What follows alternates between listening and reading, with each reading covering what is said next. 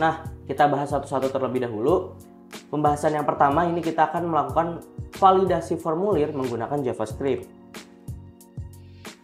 Nah, gimana sih konsep validasi formulir ini?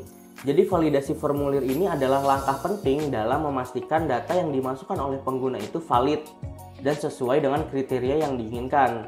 Ini tidak hanya membantu mencegah kesalahan pengguna, tetapi juga membantu melindungi aplikasi kita dari serangan keamanan seperti injection.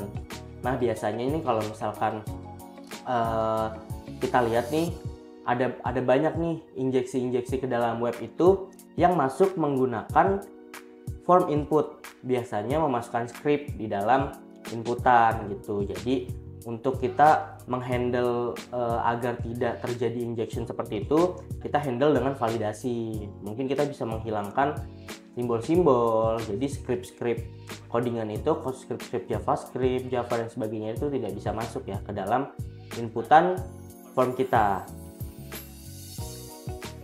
Nah, kemudian validasi dari sisi klien.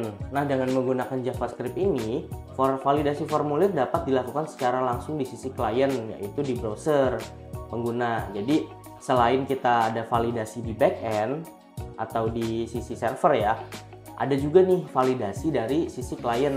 Nah, yang akan kita bahas di sini adalah dari sisi kliennya gitu. Jadi ada nanti dari sisi klien dan ada dari sisi servernya ya.